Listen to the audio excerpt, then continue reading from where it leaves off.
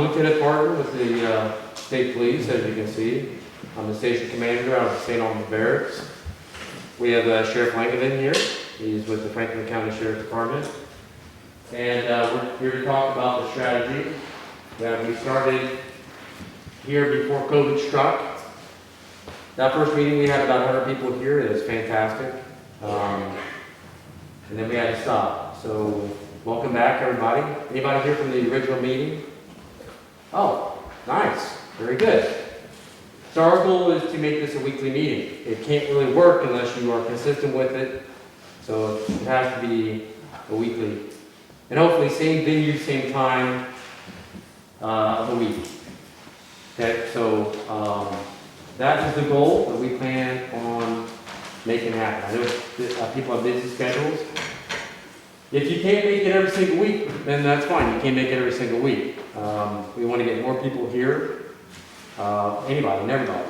Whether you see them as bad people or good people, it doesn't matter. We want everybody involved. Okay? And we can talk more about that later. Everybody has their idea of what they think the strategy is or isn't, and I can clarify all those questions, and we'll have plenty of time to talk about those things. We're not targeting certain parts of the population, okay? We're not out to get anybody. We want to help get a safe and secure community here in Richford, and whatever that looks like. But the sheriff and I can't dictate what that looks like. That has to come from you, okay? And so we have the essential goals here. I'm going to read the essential goals about the strategy and what that looks like. A lot of people don't understand, they have misconceptions about it, but I got the strategy started because internally within the barracks, what we were doing as a state police wasn't working. Troopers would sign on, they would get a case, they would go, they would respond, they would get a burglary, domestic violence, and then the day was spent taking call after call after call. And I found out that troopers could not spend any time investigating a case properly. So it just became triage. In the barracks that I was out of, Middlesex Barracks, there's no way you could get ahead. It just felt like there were 1,000 people out there creating these cases, breaking in homes, drugs, the domestic violence, but it wasn't. It was a small percentage of people doing it. But the troopers were working on these cases and not sharing the information of what they were doing. So as you can see, this became very inefficient. So I'm like, there's got to be a better way. And so this morphed over the years into what this strategy is now. Okay? So I'm going to read the central goals to you. And these can change. And we can talk about how these things fit into Richford. Okay? So to create a safe and secure environment. Okay? Again, that's not my idea of what that is. I'm going to flush out from you what you think a safe and secure environment is. Promote and foster community relationship partnership with the local, state, police, community leaders, and local organizations. You have people around here, maybe not just in Richford, but you have people who may be in Eastburg or St. Albans or all the way down to Montpelier, NGOs. And maybe you have a neighborhood that can provide a resource or ideas that can help the community out. Anyone and everyone. Okay? Reduce drug activity and violence. Okay? So every community has it, and Richford has it. I can tell you, we can show you the calls that we receive, okay, on a daily basis. And there's a first, second, third order effects of drugs and alcohol and so forth. Okay? Establish positive, effective youth and parental programs. Yeah, the state police is coming to you saying, hey, how do we do this? We can't develop those. It has to be all of us that have to develop those. We don't have the resources, okay, and we cannot lead these, okay, and run these. These have to be by, with, and through you. Okay, and we've done this very thing in other towns in getting these started, but we need to think outside the box on these things. All kinds of things that we can do. Unity of effort is essential. Okay, so getting everybody on the same page, your whole community. Okay? Generating intelligence by with and through the community. Intelligence is information, okay? It's just getting information about, let's say that maybe people in a certain neighborhood don't feel confident or comfortable with calling the police when something's going on. That's not a good thing. We want the confidence of the community to be able to reach out to us and let us know what's going on.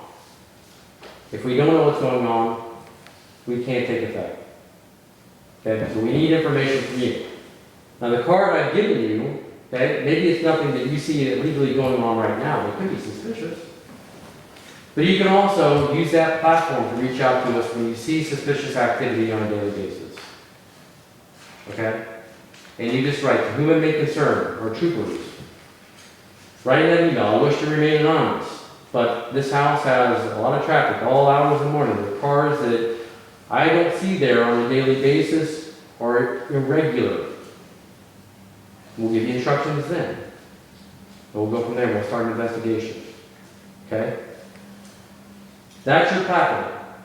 Who here does not have a computer? Oh, okay. There you go. That's fantastic. So in Tunbridge, when we started this whole process, the town took it upon themselves to go to the next level, beyond what I was telling them and giving them information for and how to proceed. It was a beautiful thing, and they turned things around very quickly because they understood that it was power in numbers. You guys have way more power than I do, or the sheriff's office does, okay? You just don't know it, but we can attest to it. Roger, feel free to speak up anytime, okay? So, we want to get you guys empowered to understand how much power you have. So you guys don't be singled out when you want to make a call and you're afraid. It's power in numbers. And what Town of Tunbridge did, they took a social media group, they created it, called it, whatever they called it, the Intelligence-Based Policing Facebook group or whatever it was, and they communicated with each other. They also contacted us through the email and when we had the weekly meetings. Okay, they really went above and beyond, and they did some great things and doing some great things down there. So that's what it's going to take, all right? I'm going to give you guys homework assignments as well. Yep. So at the end of this meeting, you'll have a homework assignment. And then when we meet back up, the next meeting, me or another trooper will ask you about that homework assignment. Okay? Any questions on the essential rules? Yes, sir. I don't want to sound negative about this, okay? Yeah. But the fourth item on there and the sixth item on there.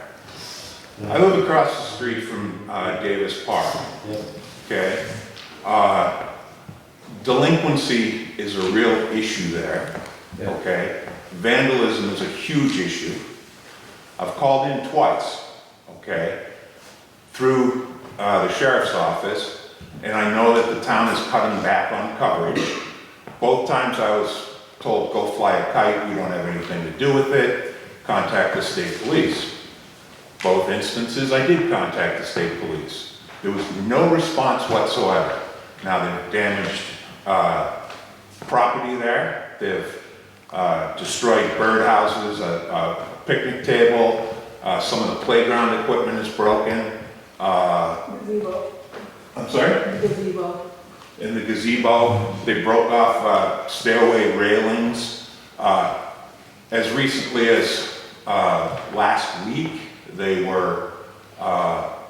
set fire to something over there. There was about 40 unsupervised junior high, early high school kids just kind of terrorizing the park. Mm-hmm. And like I said, both times I called, no response. So that doesn't give me a lot of faith in intelligent policing. Doesn't seem to make sense. I can tell you that there's drug deals that go down in the parking area there, and you know, you know it's the same cars, and they park alongside each other, and, you know, after 3 or 4 minutes, they're gone. Yeah. The property next door to me is a known drug outlet in the town. I've reported it over the years. I've taken different channels through the town with trying to correct things even as simply as zoning, you know, and people know in town, you want to buy something, they know where to go, you know, and it's, I don't think, and I know this is only the second meeting after we originally got shut down by COVID-19, but it's a long way to go, and I don't have a lot of confidence having contacted the police in the past. Yeah, what's your name, sir? Tim Green. Tim, you gonna come here weekly? This would be good. Yeah, I'll be here. Fantastic. So this is where, you know, we came in before COVID. We knew this could be a long haul. We gotta start someplace. And certainly understand your frustrations. So how do we get there? How do we fix the juvenile problem in the park? And how do we get where we see these suspicious vehicles doing these suspicious activities? So right now, I just would preach to you patience, but we need that information. So use your email address that I'm just giving you and get that going, okay? So with as you can see, and I didn't make him say this, we didn't get together before this meeting, so thank you, Tim. But this is why we need parental leave programs in this area. Exactly why. So we'll get into it. We've got a long haul. We've got a long way to go. We can take this all bit by bit. You guys can start understanding how the sheriff and I, our hands are tied when it comes to certain things, and where this is going to prove positive that it's going to take you guys to help build this thing, okay? Because we don't have as much power as you guys. So Tim, with what's going on down in the park, okay, slow process and patience, okay? Well, the troopers can go down there, and then they can talk to a 12-year-old kid, and then they can talk to the state attorney's office, and the state attorney's office ties our hands, and we can't do anything. But we talk to the parents, and the blah, blah, blah, blah, blah, and now we're just what we're doing. I'm genuinely concerned about the lack of response, however. I mean, we also presented it, my wife and I, to members of the select board here, and we got a lot of reaction out of them. They went down, they talked to the kids, they went and talked to the parents, and they did all of these kinds of things, and it goes away for 48 hours, 72 hours, and then it's right back there again. In fact, the park was closed over the weekend. They couldn't have taken the tape down quick enough to allow people to get back in there, and it was the same problem. And it's just, I'm concerned about the responsiveness of the sheriff's office, of the state police. I understand there's a lack of parenting skills in this community for various reasons. I don't think there'll be much active participation in youth programs. I mean, they get in trouble because they don't have anything to do anyway, but there's nothing to do. Yeah. So, you know, we call them the FU group. I'm trying to run a bed and breakfast, and the language out of these 12 to 14-year-olds, you know, it's appalling. I mean, there's other people in this room who live right next door to me, and they tell you the same thing. So it's, I don't know how we're gonna progress with this. We gotta start someplace with them. Yeah, I guess. And this is what brings information to you guys so you can understand how we are, okay? We triage every day, okay? It's unfortunate, okay? But we did respond. We had a trooper respond, and she talked to a little bit. But that's not gonna be good enough, okay? So what we have to do is start figuring out long-term. You know, if we get the short-term solution, fantastic. The long-term, we've got to talk about that. How do we get this turned around? Okay. Well, the short-term solution is winter. Yeah. I mean, it's coming and they're not gonna be out there then. Right. But that's not a solution once the flowers come up in the spring, it's gonna be right back to this. Exactly, so we got some time, okay? But I hope, Tim, that you come here every meeting, you remain patient. But I can tell you one thing that we have not done with this strategy is let things idle. We make these goals happen, and you can talk to the town of Tunbridge. Okay, we know, and the sheriff, we can tell you right now, our response time, we're an hour away, and then we're heading to a domestic. Come here, I'm not trying to make excuses, but that's why we're employing this, is because excuses are over with. How do we change this in this strategy? But we have to have patience. Sheriff. Tim, if I could address something too, you brought up, we're here Friday, Saturday, and Sunday nights, that's it. When Yeah, you I call us understand. Monday, Tuesday, Wednesday, Thursday, I can't send a deputy up here because it's gonna come out of my pocket. I understand. We don't have budgets to do that. We have to, every time you see a sheriff's cruiser on the road, somebody's paying for it. Yeah, no, I understand that, and that was a decision that was made by the town. And they certainly don't For want to fiscal say, we responsibility. don't care. When you call the Well, office, the we're dispatcher's not we're real, gonna let you know. real friendly about it, you know.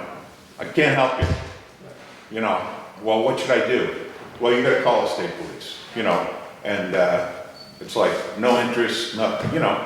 And You know? and this is something that I need to take up, or we need to take up with the town. Perhaps it is inadequate police coverage. If the sheriff is gonna be here only on the weekends, and during the week, everybody knows they can do whatever they want, so to speak, they're gonna do it. And, you know, if all the drug deals go down on Thursday, because you're gonna be here on Friday, We have such an advantage by being here on a daily basis. And let me tell you why, and I've had this discussion with Lieutenant Department.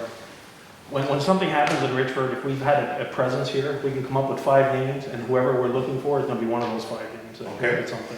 That's the advantage of being here, and I tell Jerry all the time, we have such an advantage over you guys, and I'm a retired trooper myself. But when you go into an area today, and you're in another area tomorrow, and then you're in another area the next day, they have 4 different zones. We send a deputy up here who works it pretty consistently. That works in our favor, you know, works in the town's and favor. I've heard good things about the one deputy that's been up here, that, Andre. Yep. yeah, Andre, that issues tickets after the fact and things like that, if he has video surveillance and things like The that. town has cameras that work wonderfully. No, and I'm not, it's a town decision, I mean, we're between a rock and a hard place that we can't afford yet, One of many. and, you know, and we're paying the price for it, so 6 of one, half a dozen of another. Keep coming, Tim, okay? We're gonna. Oh, yeah, no, I'll be here. Yeah, okay. These people know I'm hard to shut up. Yeah, we need your help, and we're gonna put everybody on it, okay? All right, anybody else have anything? What was your, other point, you said the last bullet? Well, yeah, I mean, I'm just concerned about response. Mhm. Like I said, I've tried a couple of times. I don't use the website. Perhaps I should. Use that email address, And, especially with what you tell me, you have information. but I'm genuinely concerned about the 4th item here, that it's delinquency problems, lack of parenting skills. Kids are just running wild doing whatever they want to do. Yeah, well, Tim, when have you ever heard of strategy addressing that, right? I'm sorry? When have you ever heard of a strategy addressing Oh, I that? understand that. Right, so, keep going. I'll get, you know, if you want me to get involved in it, Yes, sir. if you want to give me the homework assignment, as you called it, Yeah, I can contact the other communities or the yes, successful programs and see if they have any of that kind of stuff going on yep, and how it works in those communities. I know I've only been here 15 years, and prior to that, there was a neighborhood watch type committee that was here. mhm, I don't know if that prevents that kind of thing. helps, I think a lot of people are afraid of these kids. I mean, they're not kids, they're high school kids, you know. yeah, And some of them are younger, but part of my problem in interacting with them is they're very threatening. And I'm not a little guy, you know, but I happen to live in a house that's on the historical register. yeah, I can't afford to have vandalism on my property, Yeah. you know. They challenge me, they come up to the front gate, and I'm sitting on the porch, hey, you watch out, we're gonna get you. Okay, well, you know, can I take my gun and shoot them? Give us their names and they do that, okay, and give us the information. Linda? Can I just shed a little light, because I've been going down trying to talk to the kids, blah, blah, blah. They're not from this community, that is, the people at school don't know them. They haven't been to school here yet, so we can't keep track of them, because there's never any parents around. And they're just, a bunch moved in, because we have a new Section 8 housing, and, we just don't know. I'm waiting for Under to get back so I can, because I know he'll find out who they are, and he'll go talk to them too. But they're ranging from 6, I mean, we see little kids on the street with no parents walking up and down, and it's not the kids' fault. Yeah. But they're hungry. Yeah. Took some food down to them the other day, you know, they're, wow. It's that they're not from here, so they don't have a connection to a teacher that could say, oh, I know who you are, let's talk, or whatever. So it's a lot of kids that just came all at once, and because we didn't have trouble with the park like that. No, not for years. No, it's been, pretty quiet. Yeah, but it's kids that I know. Yes, go talk to them, yes. And I can do that. But a lot of the kids are older kids and I don't know who they are. Yes, sir. Just a couple of quick comments in regard to what Tim was saying. You know, we've been entrenched in a reactive approach to any of these issues. And the benefit of this is it's proactive. Every little bit of information that's being provided will fit that bigger picture, and eventually they will be able to be proactive in stepping into a situation that has occurred. And that's really a vital part of this. The second thing in regard to previous community watch programs and things like that, and I had suggested to some people a long time ago, is if these kids are taking over the park or hanging out on the street corner, what's preventing us from going down and spending time with them on the street corner and saying, hey, how are you? How you doing? What's going on? You know, if they want to try to puff up, fine. You know, but in reality, it's our community. And if we're going to allow the kids, or whoever it may be, to continue to rule the roost by your behavior, we're not doing anything. And each of us is capable of just approaching them and saying, hey, what's going on? What do you like to do? You know, there had been a skate park here in town at one point, but it's overgrown. So it goes to, the point of establishing positive and effective youth and parental programs. We dropped the ball on that. We need to engage and do something with that. Yeah, thanks, sir. That's fantastic. And you never know who's sitting here who may know someone, and Tim may be researching, or anybody else who are talking about other entities, NGOs that could come in and help. And I can keep giving examples where we've done this in other towns, where they brought in different curriculum into the schools, early ages of talking about drugs and education of drugs. So resources are out there. And if we bring everybody to the table and we start talking about it, how can we get there? What can we do to affect change? We'll get there. We just have to be positive. Put it on the table. Okay? Sometimes that requires some emotions of putting it out there. This is a problem. But identifying problems, okay, and that's part of this model, it's called SARA. Okay, you guys remember what SARA when I talked about it the first time? Okay, so SARA is S is scan for a problem. Tim's brought a problem here. Okay? So we've got a problem right now, and now we have to analyze what that problem is. That's the A of SARA. So when you analyze the problem, you also understand that there are stakeholders that can help you out. And don't limit your thinking on the stakeholders. Okay? That might be a homework assignment today. Who knows? Okay? So if you limit your thinking on these stakeholders, then we're going to be limited on the solutions we can provide. Then the R for Sarah is your response to it. Okay? So how we respond to it. Okay? And we have to respond. Whatever that looks like. Okay? We put a plan in place and make it effect. And the A is we assess it. Did it work? Did it not work? Can we bring more resources in? Do we need more time with it? Do we need to do it again? That's Sarah. I was taught that model early in my career. Okay, it's called problem-oriented policing. And so, I introduce Sarah to you, okay? Yes, ma'am? Can't understand that with your mask. Can you tell me what the S and A in Sarah is again, please? S is scan, I'll try to pronunciate better. Scan, and talk louder. And the A is analyze. Did you hear how I described those? S, you're scanning for the problem, Okay. okay?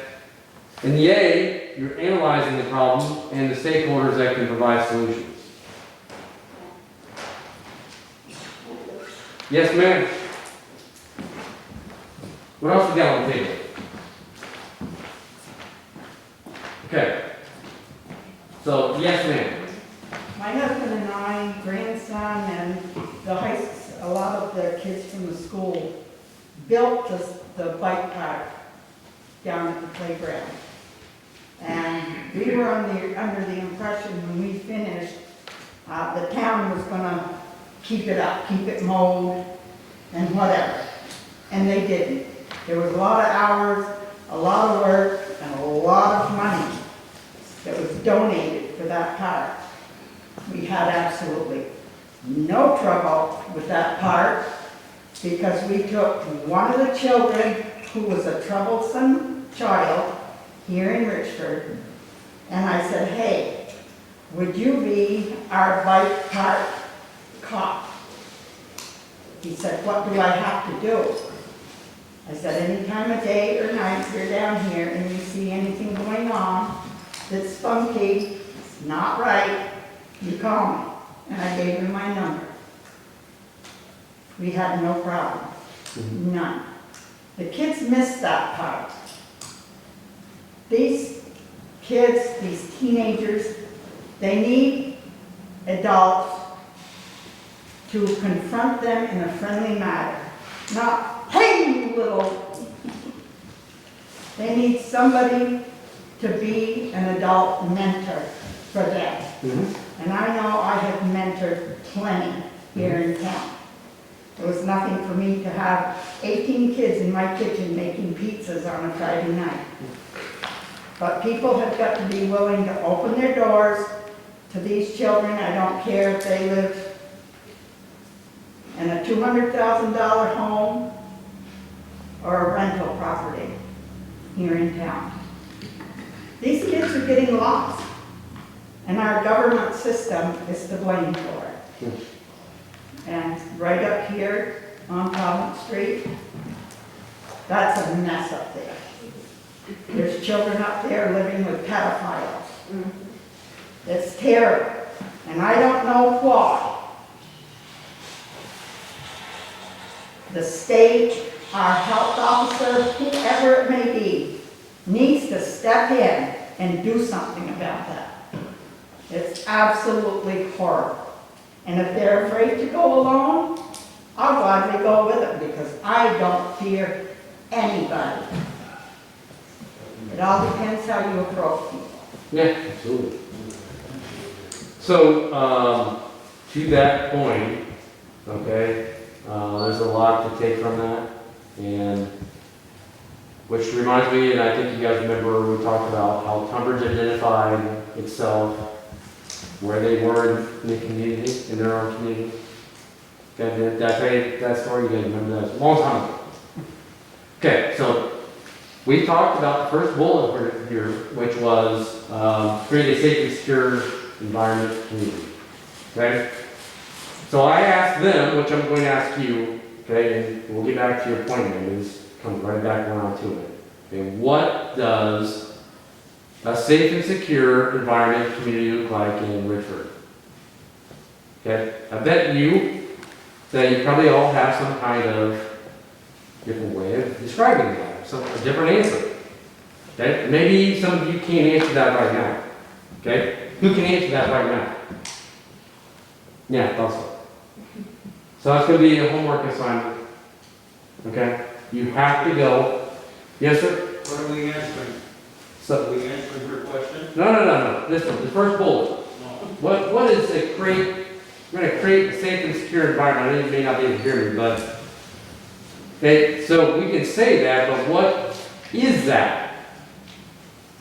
Okay? So think about it. What does that mean? And I'll give you an example what Tunbridge came up with. Like, okay, wait a minute. I don't know this person sitting next to me. And I don't know the person sitting across the aisle from me. Yeah, I don't know these people who are coming in. I know they're interested in helping the community, but I don't know anyone. So what if something happened? What if technology broke down? How do they take care of each other? How do they communicate with each other? Okay? They don't know each other. And no one's doing anything in the community to contribute to the community. They all go about their busy lives, go to work, come home, they send their kids off to school, they worry that they're going to get into drugs, but, you know, fingers are crossed that they don't. But they are saying, what have I been doing? Okay, and the answer is, well, we weren't doing anything. Well, why weren't we doing anything? Well, we became tolerant. We saw the deterioration of our community. We saw that drugs were coming in. We saw these issues, but we thought somebody else was going to do it for us. Right? Then, bam, it was fantastic. Because then they understood that they had to do it for themselves. And on a weekly basis, we had a room smaller than this, but more people in it. And people who were coming in and bringing whatever they could to the fold to help things out. And representatives were coming in. And we can do a lot of things that they did. One of the things they did was they came up with a community events calendar.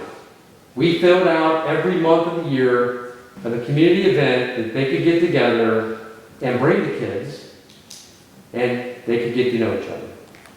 And I know about the Tunbridge Famous Fair, and well, that was one of them, but they came up with a lot of different ones. Each month they had one. I'm not saying Richford has to do that, okay, but what's it look like to you? Roger and I, or the sheriff and I, we can come in here, we can tell you, hey, here's the boilerplate. It won't work in Richford. Richford has to come up with it. That makes sense to everybody? So, I'm asking you guys, okay, to go this week, invite one of the person back next week. Okay? And then think about what that idea of what a safe and secure environment or community is for Richford. Okay? Not for the state police, not for Montpelier, Tunbridge, okay, but for Richford. Okay? I'll remind you before we go. Any other questions? Okay, we're doing good on time. All right. So, promote and foster community relationship and partnership with local and state police, community leaders, and local organizations. So, one of the things I would like to hash out with you guys, just get some ideas, so I can go back to my barracks and talk to my troopers. We've handed out the IDP cards, okay, whatever we're going to call this strategy, with the email address, okay? We haven't had much take back. That's okay, we need to get in here and get some more traction going.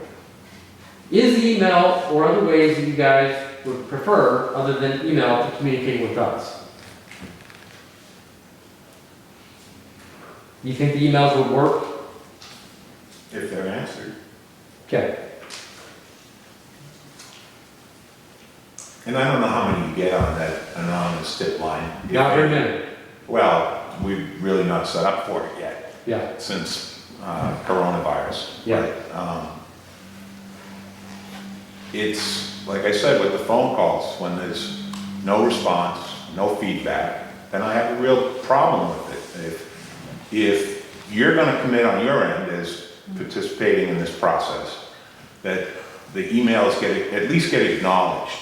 I saw your email and we'll look into it.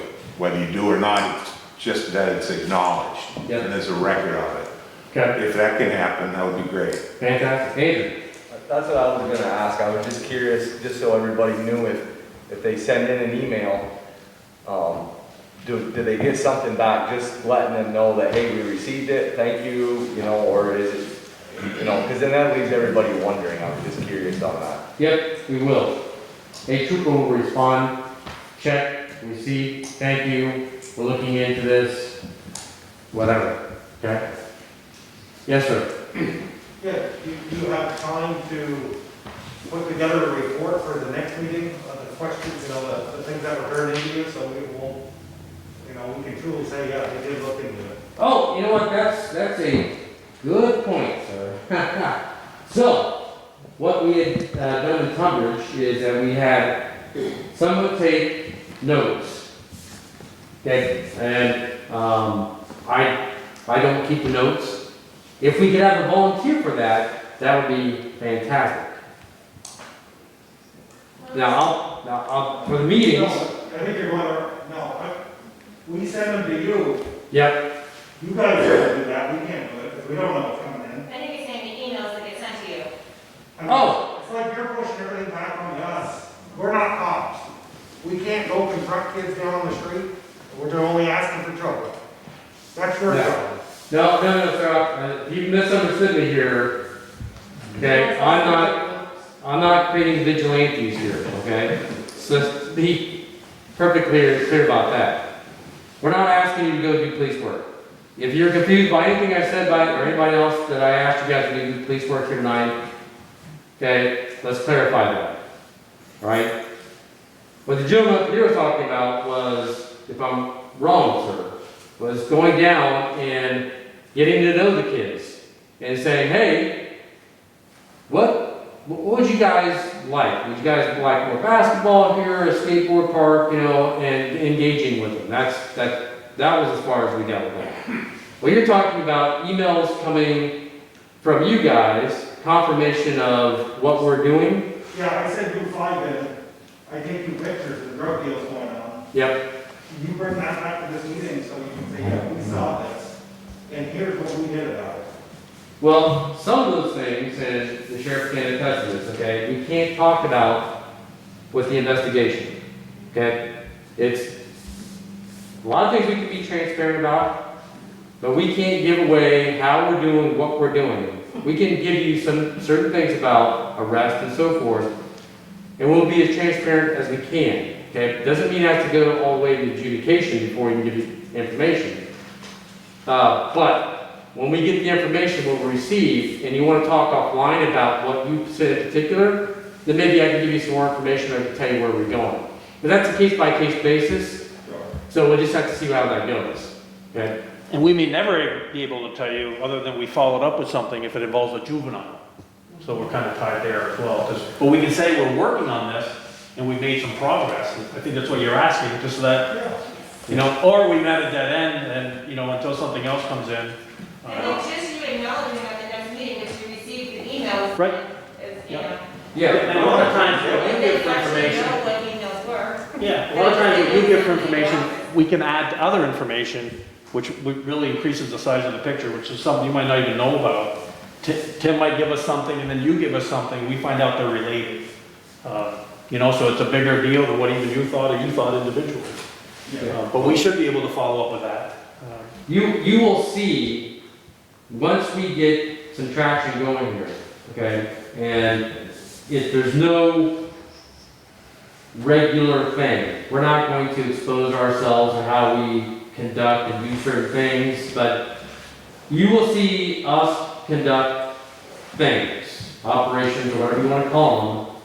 I'm not trying to throw all scary words here, but you will see, based off information, action. Some of those things you may not be able to see, but action's being taken. Okay? If you want to talk about that, discuss that further offline, maybe that might be more appropriate. I can't guarantee that I can give you all the information. Yes, we received that information, and you know what? That tied into something else that we've been looking at. Or yes, we've received that information already, but that's good because now we just clarified or we had something else that made that look good to a prosecutor, if that makes sense. Okay? If one person does it, or gives the information as a witness, compared to two people, that's much more powerful, if that makes sense. Okay? What's the magnitude of the infraction that we should be reporting? Well, You know, not obviously, all. hey, there's a guy jaywalking over here, you're not gonna send in an email and say, correct this. It's like the kids in the park, I don't feel comfortable reporting incidents other than when it gets severe, when they start destroying property and things like that. I'm not gonna say, hey, here's an email, there's 40 kids in the park, and Right. they're a little rambunctious, what should I do?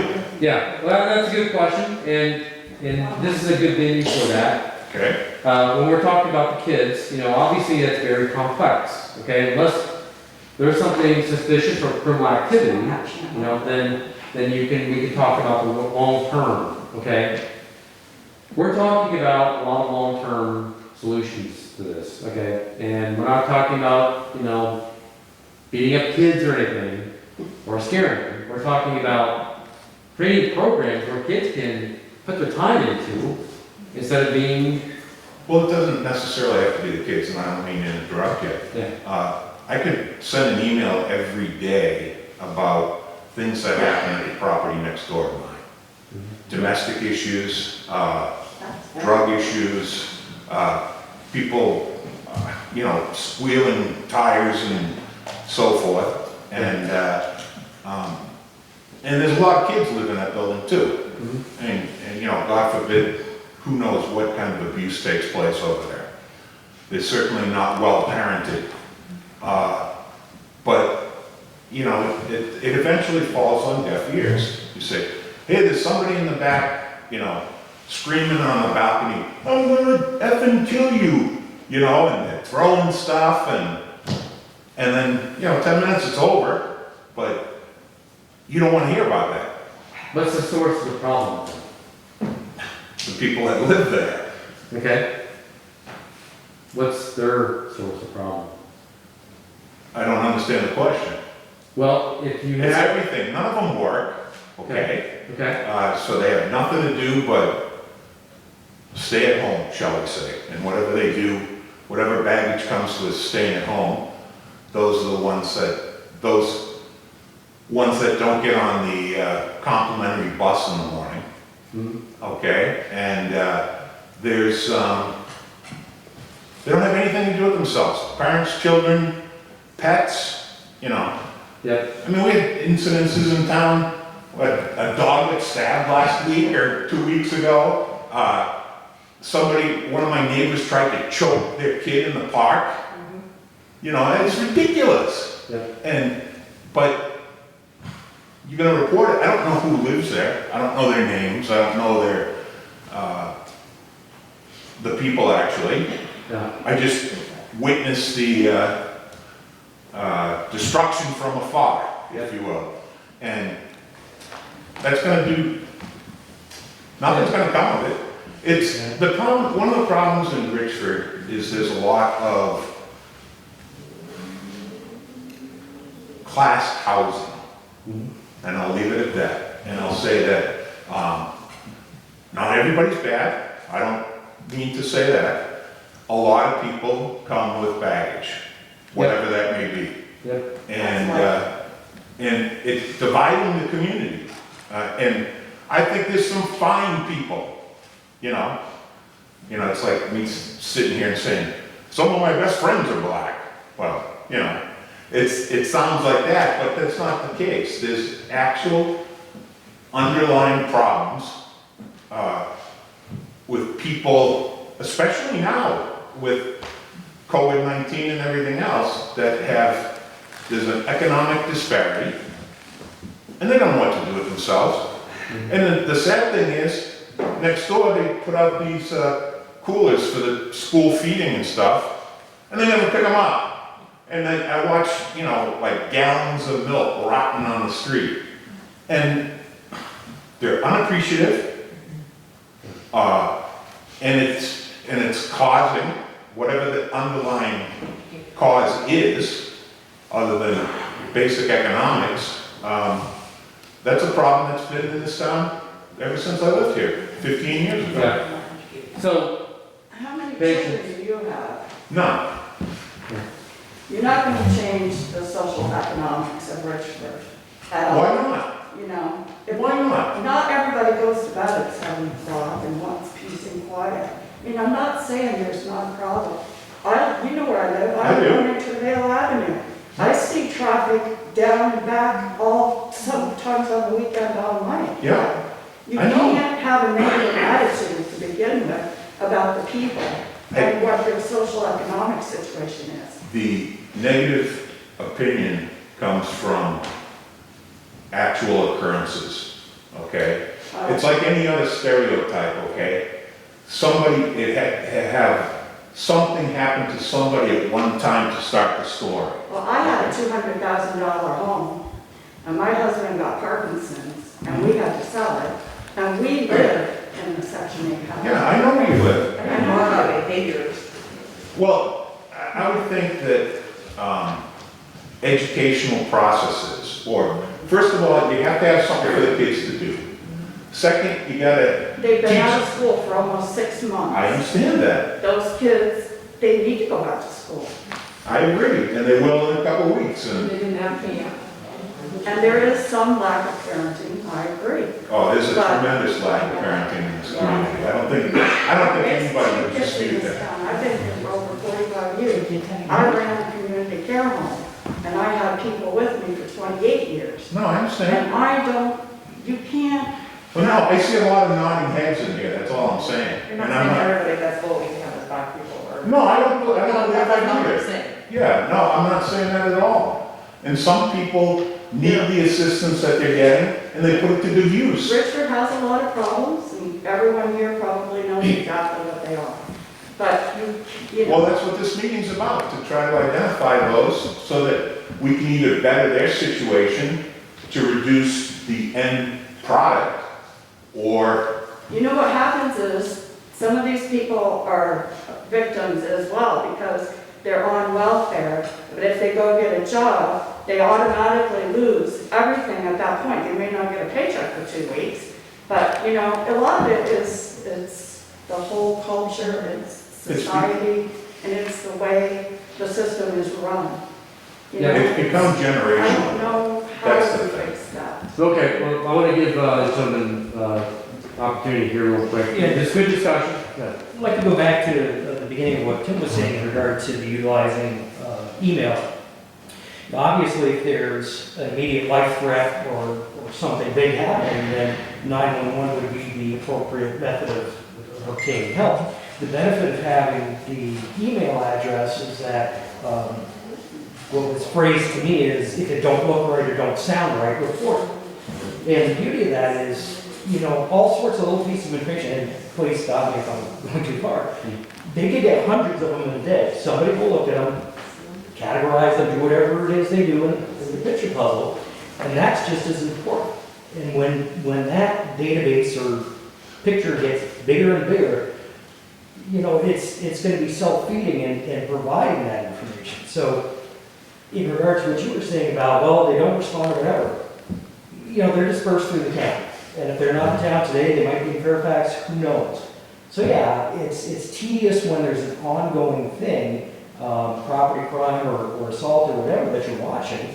It's going to take them a while to get.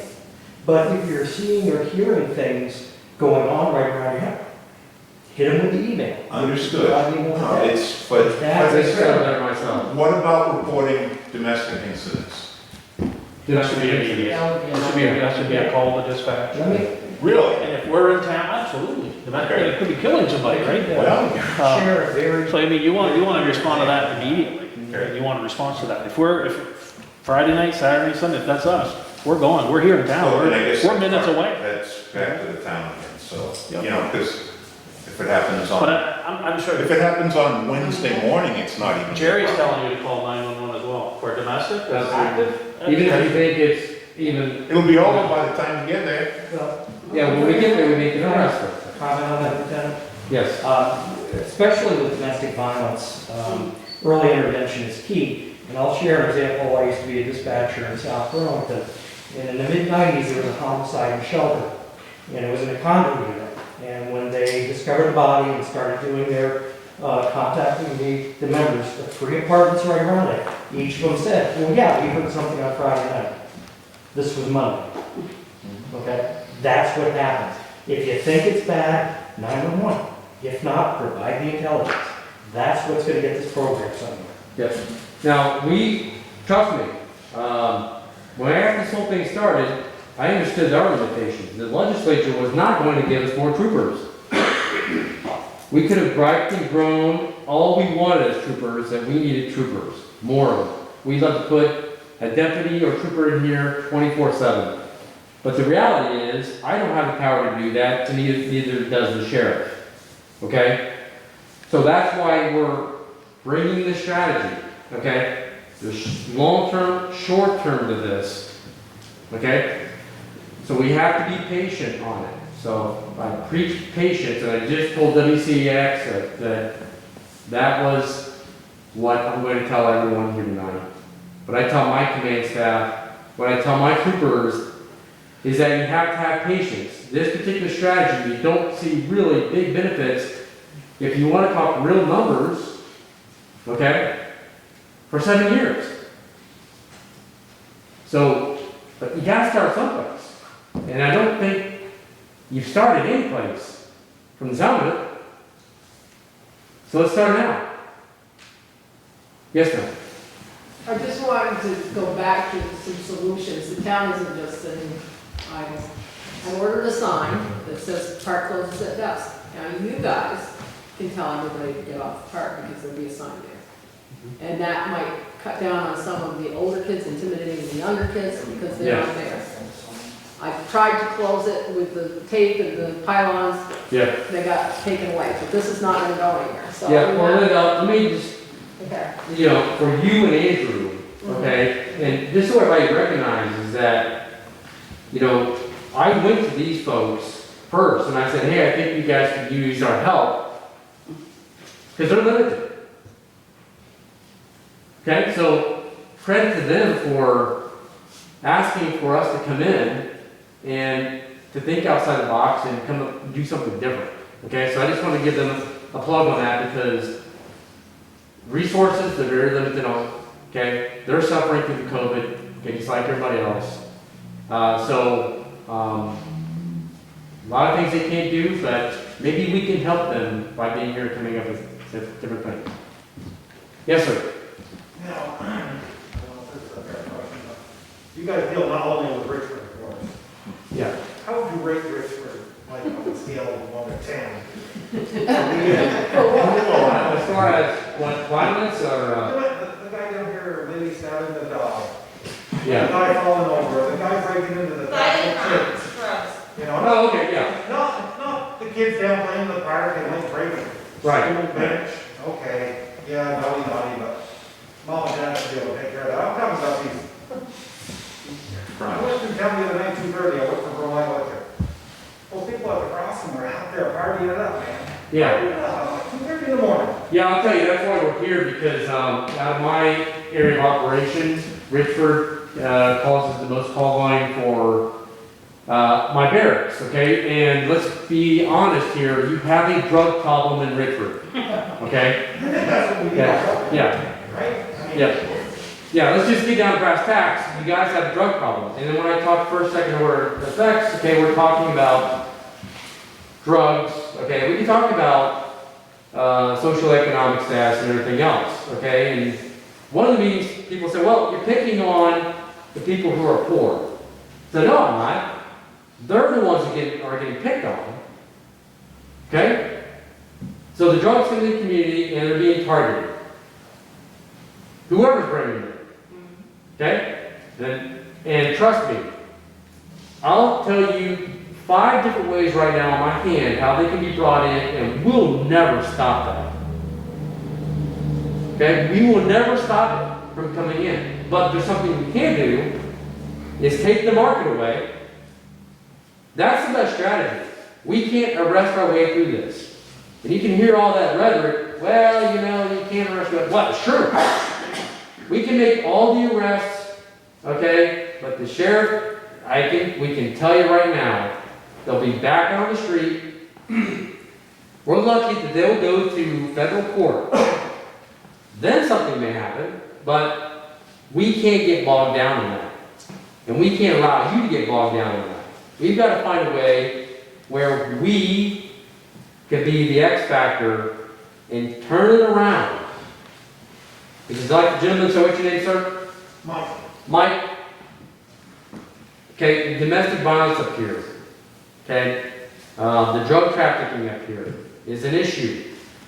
But it's nice for them because it's so far away from the sheriff's department and the barracks. Same thing happened in Cabot. And I went to Cabot because it's so far away from the Middlesex barracks, and I told him the same thing that I'm telling you. We had a gentleman just like Tim sitting and saying the same thing. And he said, you need more troopers, we need here, blah, blah, blah. And I said, sir, you ain't getting it. Call your legislature, but they're going to tell you you're not getting it. So what can we do to turn this baby around? Okay? Yes, Andrew? Can I interrupt you just for just a second? I've heard just a couple things about Providence Street, and then I heard the crossing, and I think everybody knows kind of what they drive by there and they see. But Eric, would you mind just explaining that just so everybody can kind of get a grip on that? Everyone's aware that the crossing went out of business as a restaurant, closed for a number of months. Rosaire St. Pierre sold it to a St. Albans proprietor who opened a restaurant just before COVID. COVID came along, and of course the restaurant shut down, and shortly after it shut down, a state agency of economic advancement contacted the new owner and asked if those rooms could be made available. And under the governor's directive, those rooms were made available. And of course, then we heard the rumor that they were being made available as long-term rentals. Well, he's operating under a correct premise that they are rented at 2 weeks at a time and turns everybody out. Same as for summer. And they have to be on out 24 hours before they come back in for another 2 weeks. But the state has asked him to extend his rental to these people for another extended period as COVID goes on. So we don't know the people, they're not generally Richford people, but it's still under the state's directive under COVID. And that's why our town is the way it is, I'm sorry, I'm saying it. That's exactly why our town is the way it is. That's where these people came from, our hands are tied. But what can we do? We went in last Thursday with the state fire marshal. I'm with the housing office, I'm the assistant housing officer and building inspector, and went through the building and made sure that, unfortunately, the fire marshal's hands are tied also, even though those are code. So, Who's your state representative? Sure, here. Oh, how you doing? And get her to the meetings. She's here. There's, you know, that's that. that's one of the things we did in coverage. We brought the state representatives in. We're like, hey, and now we can hear it firsthand. Thank you for coming, Bob. What's your name? Lisa Hango. Lisa, thank you for coming. It's the first time I've ever had to invite somebody to these meetings, so thank you. Ma'am? You had your hand up. Oh, yeah, I did. So what can we do? We've got people here who don't have jobs, they don't work, and I know you say if they take a job, they're gonna lose their, they're gonna get less money. Well, big deal. Start it over and live within your means. Why can't, we have jobs available to different places up here, and they can't find the people to fill them. Why in heck can't somebody enforce that if there's a job open that you gotta at least apply for it, instead of sitting around and collecting free from the state all the time? I feel sorry for them, but after a while, they gotta pull up their pants and be big people. And another thing is, no, I don't want that. And another thing is, how can the state say that this is better up here at these places for those kids be pushed into a room that has a bedroom, a small kitchenette, a toilet and a shower, and how can they say that that's good for them to be in that little room? At Because this it's time? cheaper up here than it is in I don't care Vermont. if it's cheaper, it's still not any better for the kids. Price shouldn't have that much to do with it. You go down by the dairy center, you don't have a darn one of them down there.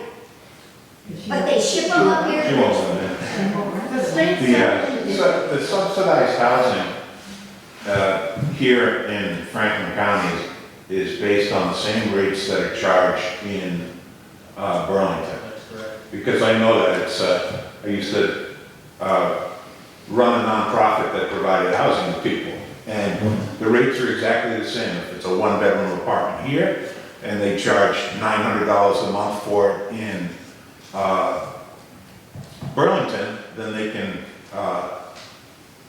charge $900 for it here, regardless of what the tenant is paying. They still get the reimbursement for it, the housing authority.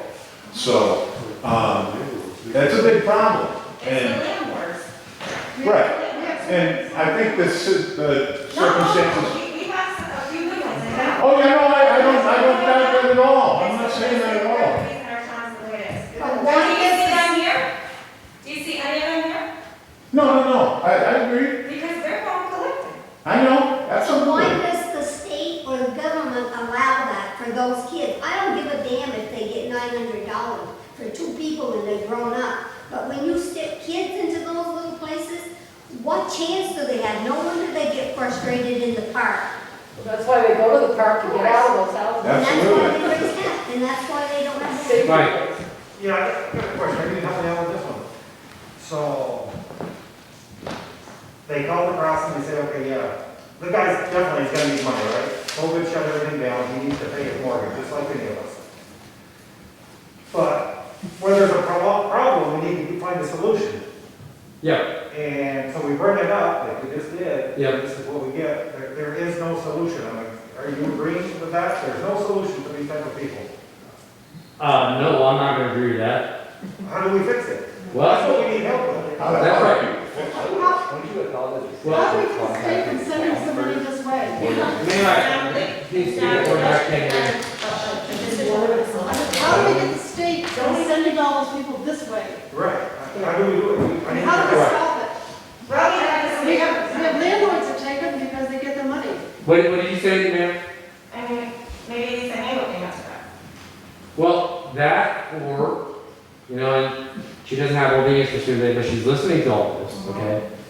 But, I do have one answer that I can clarify something. very good. And it's my understanding that the situation with the crossing is people who were homeless at the time of COVID had to be housed somewhere other than a congregate shelter situation. So a congregate shelter situation, people could catch the virus from each other very easily. So they had to make use of the motel voucher system for about 2,000 people in the state of Vermont. And of those 2,000 people, about 350 of them were also children. So that's the situation that the crossing fell into. And there is no permanent housing right now for those people, so they're just going on like a week-to-week basis until there's permanent housing built or rehab to fit a family or fit a couple or whomever you're talking about that was previously homeless. So the goal of the state is to house all of those previously homeless people in stable housing, permanent housing. So the governor put forth a large sum of money that is going towards building new buildings or rehabbing old buildings to make into apartments. So that's happening, but because of the restrictions by the federal government, that has to happen by December 30th. I'm not disagreeing with you at all. No, I'm just What you're trying saying. to I'm just clarify. telling you, before COVID-19, Mr. Shelter could have done the same thing that this man is doing. But he And goes here, sitting here, which did for a bit. And so, COVID-19 or not, no. He's doing it because he needs to make his mortgage, and I understand that. And I think really the only solution here is, and unfortunately, you buy up the property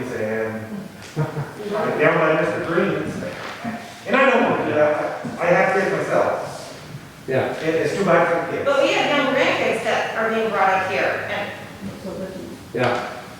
what's that girl, I didn't hear you. I thought it was- A lot. I know, and it's sad, I want change. Yep, exactly. And hold that thought right about your question to me. Go ahead, sir. I just wanted to ask or clarify, Ms. Ango, with the governor's order to house the homeless, it seems, and kind of sensing the area of frustration is if DCF is involved with a family, certain minimum requirements have to be maintained for each child having a room and stuff like that. But in this example, they're just being stuffed in places. And I think that great difference in how the situation is being handled, the DCF or whoever is responsible for that should be looking at. Because if other families that have involvement aren't allowed to shelter in such a small hovel, then these kids should not be subjected to what the state says is not appropriate. So that's something that needs to be reported by the town health officer, zoning people to DCF, because my understanding of the situation is that there are single people being housed in the crossing. I don't know about any of the other. There are a lot of children. I think And they're by themselves. Those Yeah, they were If I knew their names, I'd call. Will they move from room 8 to 9, that works? It's a 6-year-old, too. But don't you think that system's a little bit backwards? So now, these people got sent here, and now the health officer and the zoning administrator and the select board, now we have to deal with it. Shouldn't we have got a call from the state before this even happened, saying, hey, this is what we're thinking about doing with a property in your town?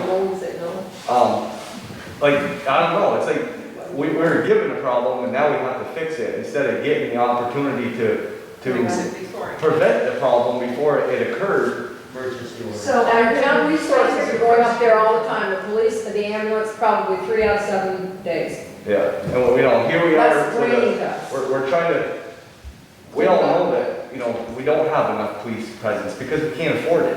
So the little bit of police presence that we do have, our sheriff's spending, a quarter or a third of his time at that one residence. I don't know. And honestly, we had enough problems in our town before that even. Oh. Like, it just keeps getting bigger, bigger, bigger, and they keep adding. And that is frustrating because how is it ever gonna get better when it keeps? When the states keep saying. So Mike, our answer is developing here. So I am in true belief that we can solve any problem, but it can't be me, because I'm not that smart, to come up with the solutions. It's got to be everybody. Okay, so hopefully that answers your question. I think we can solve anything. We just have to get the right stakeholders, the right people here, and the people with the intention to change things. So hopefully, I'm getting short, so we're going to close this up. We only try to do these for an hour, okay? Because we're going to be here next week. It's got to be on a continuous basis. It's got to be consistent. Or we're not going to gain any traction. Okay?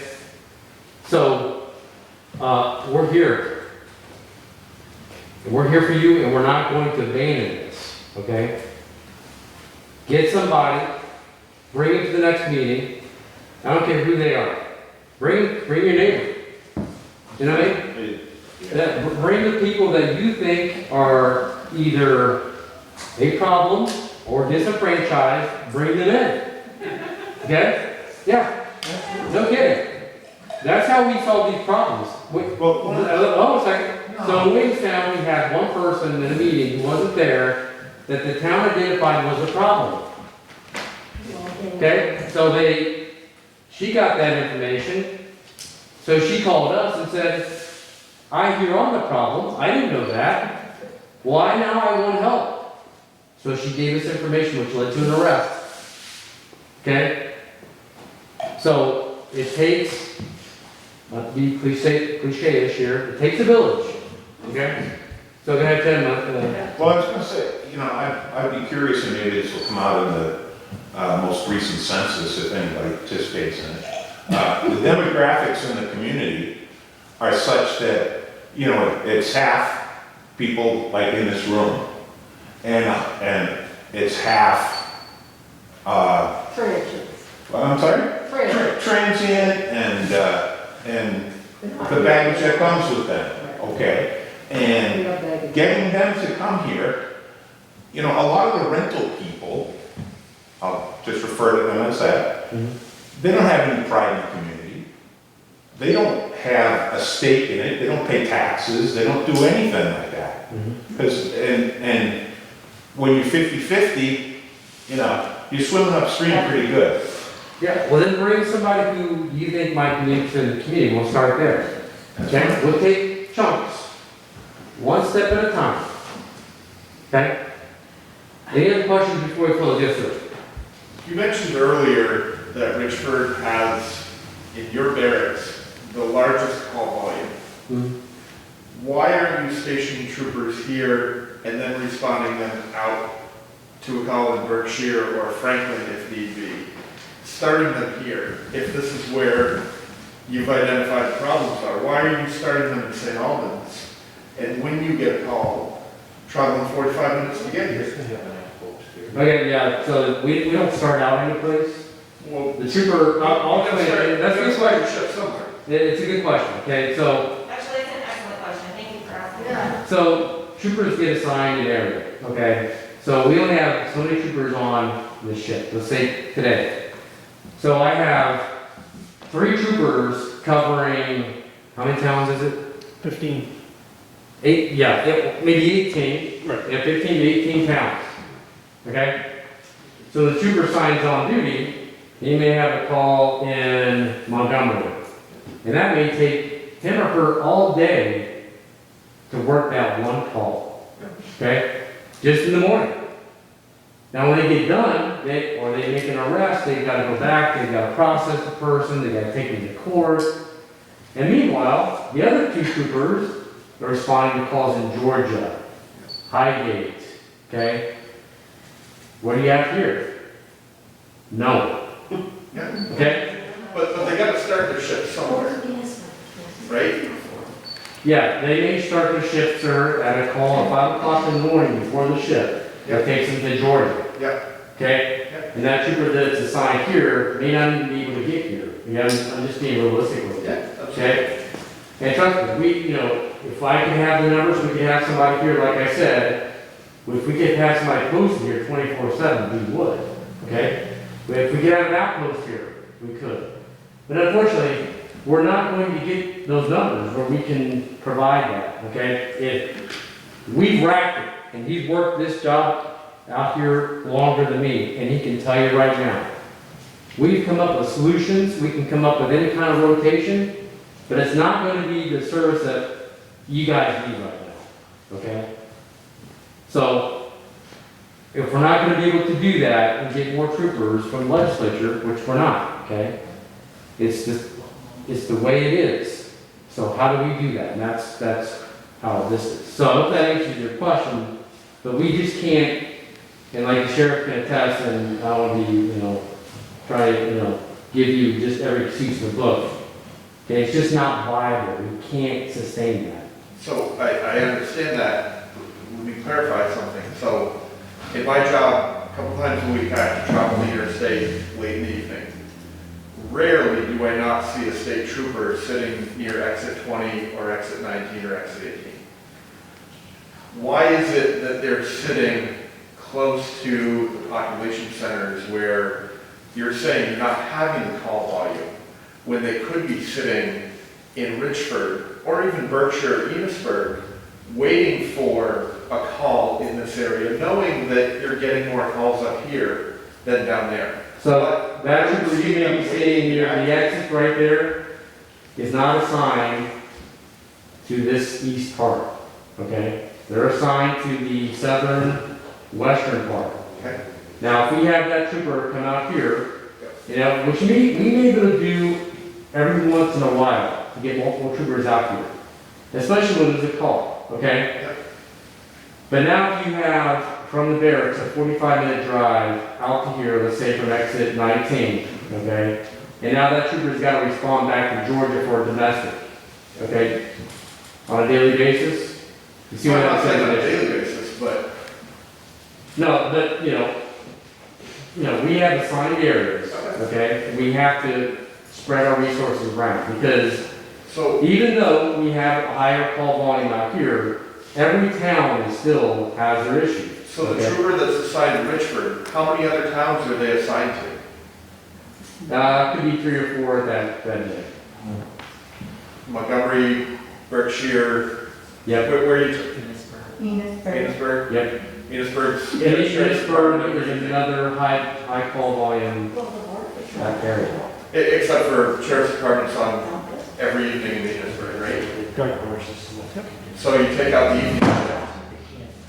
I'm trying to get a better idea of what you're talking about. And, we're all hearing that we can't devote a trooper to Richford.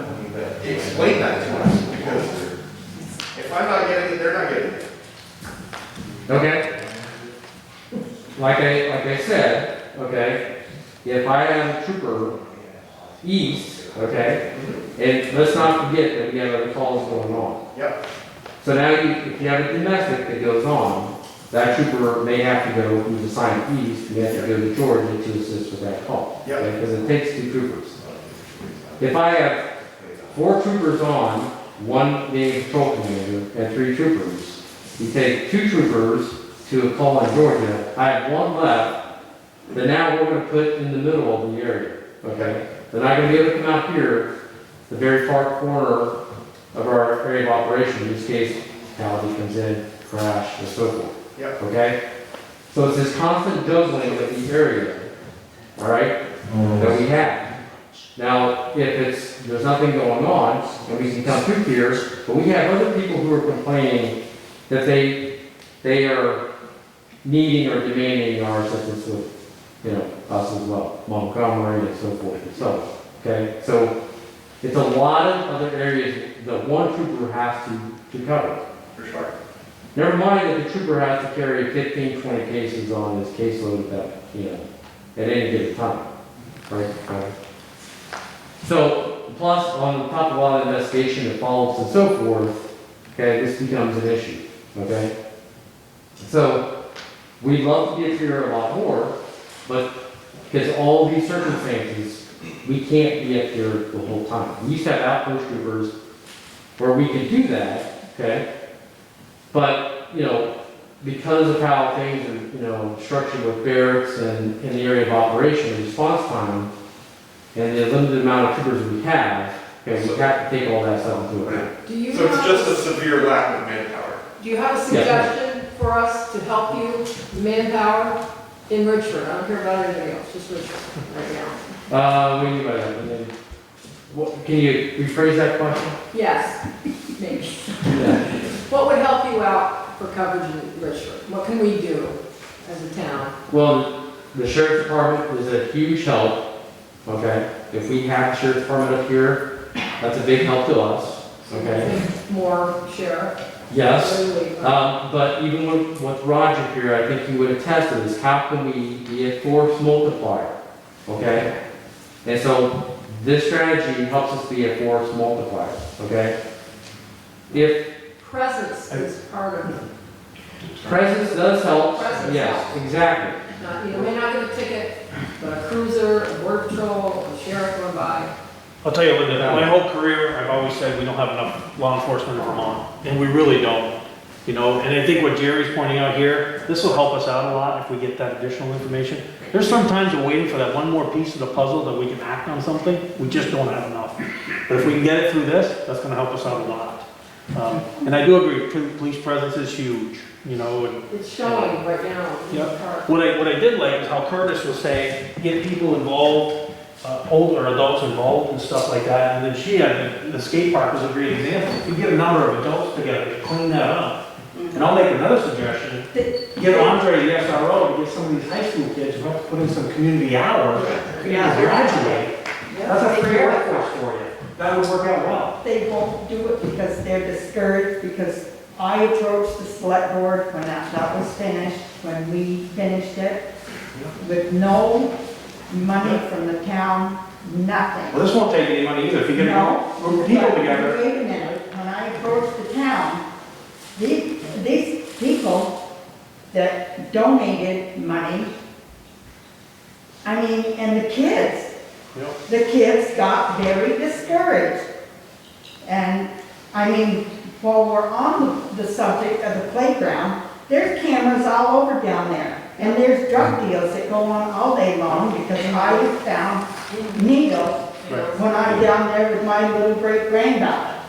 Now, they have cameras down there. Why can't people? But if we clean up that skate park, and those guys, those kids, those high school kids are the ones that are helping out, they're gonna have a little skin in the game. They're not gonna wanna see that stuff there, you know? And then you start building. When I grew up in St. Albans as a kid, I remember Jim Hilton. Nobody probably remembers that name. He was the recreational director there who came up with these wild, crazy ideas.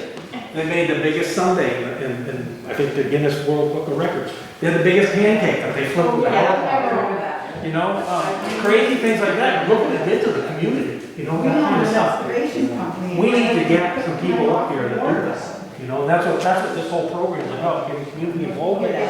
Something for the kids. We got Tim here. You know, you're a big advocate for that kind of stuff. I understand there's not a lot to do here, but we have to create something. And there's a community that's going to do it. It's not your select board. I wouldn't put any more weight on your select board. They're doing all they can. They really are. It's time now for like a grassroots thing up here of individuals who are going to take charge. I just have 2 quick points. There's a group that started and kind of just before COVID shut everything down, and we had a dance up here, open for, all the middle schoolers, and there's going to be another one for the high schoolers. I guess there was dances here like every Saturday night, and that started, a bunch of kids showed up, not a ton, but a bunch, right. And there were several of us who were chaperones, and we were trying to ask kids, what do you guys want to do? What should we do? And this is starting. And there's maybe some funding for it, I don't remember, I can't remember what the name of the group is. Yeah. But there are people meeting, I've been to several of the meetings. Caring communities, I think it's called. Yeah, and it's starting, and it's a dialogue with the kids, asking them what they wanted. And they all were really psyched on showing up for a dance. There was a talk of like a community center, perhaps it was going to be like where the old dentist was, there's a space there. And so the idea is that, some of us who have maybe a little bit of free time can just show up and hang out and not tell them what they have to do, but let them do it so they have a bit of skin in the game, is the idea, and just give them something, man. And don't let COVID-19 be a downplayer of that either. The town of Fairfax did a reverse parade this summer, which was unbelievable. Everybody dressed up their lawns and stuff, and people drove through the town instead of the parade. It was kind of the reverse of a parade. It worked out awesome.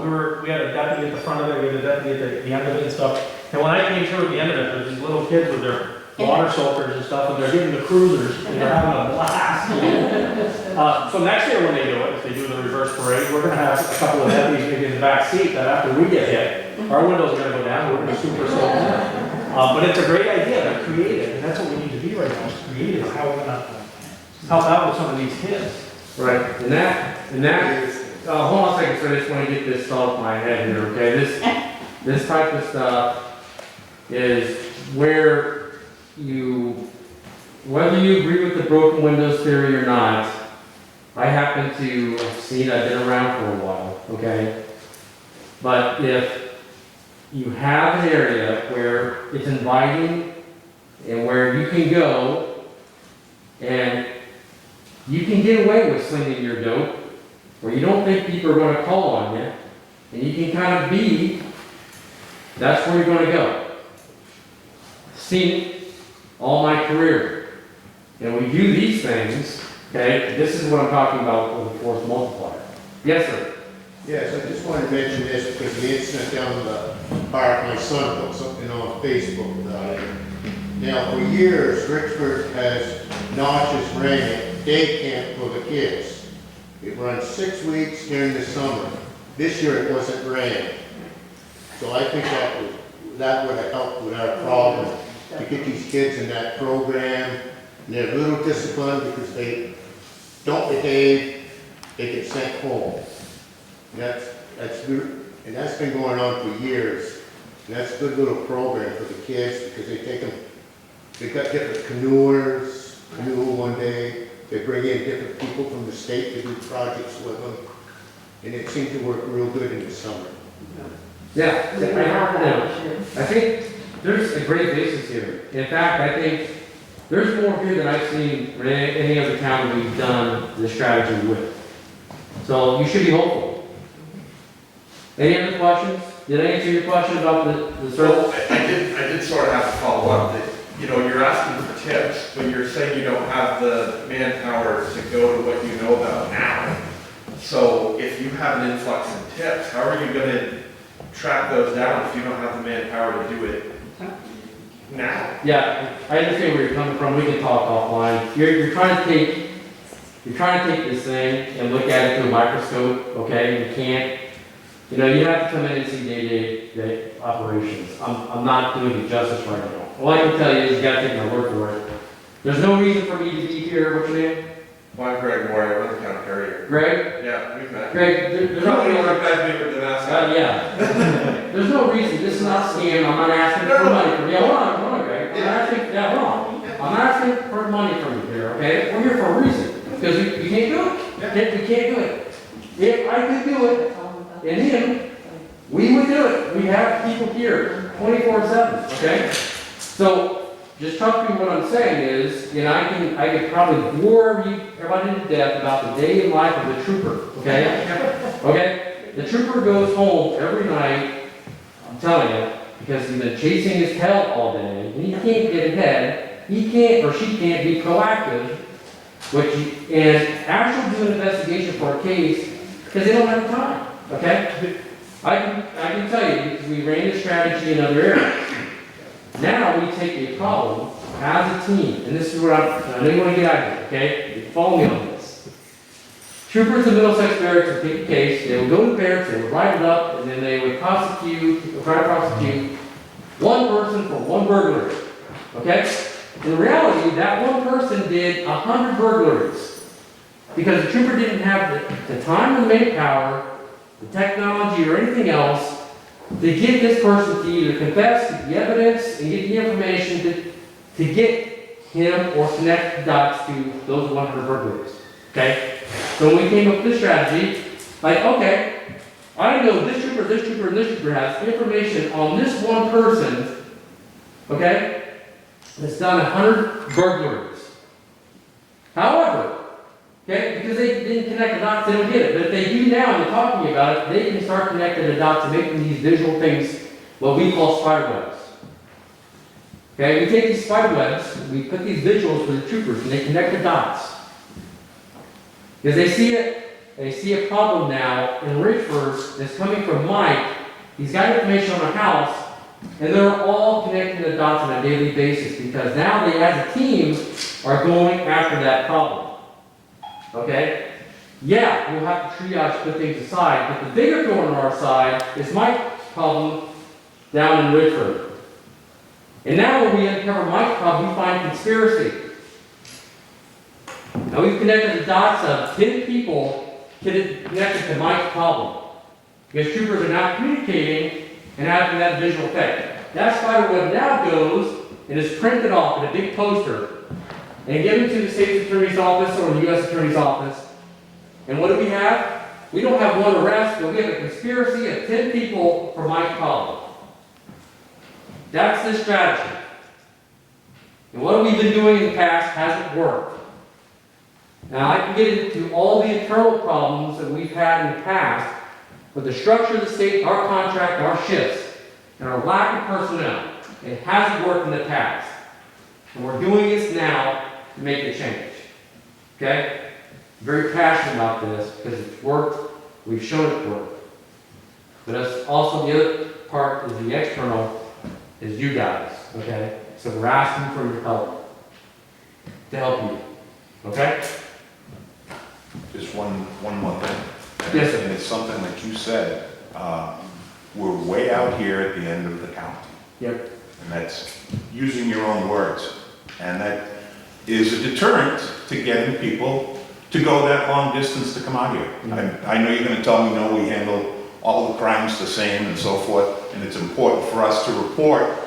And you know, the squeaky wheel gets the grease, I guess. So Yeah. if we flood you with reports, I guess we're gonna see you out here at the edge of the county. Yeah, well, it's there, but we are liable, okay? We cannot ignore certain crimes or else, you know, somebody could die from it. Right, I understand. And the trooper could lose a job and they could be sued for it. Okay, we can't ignore crimes. You generate a case through dispatch, it gets a case number, and the trooper has to investigate it.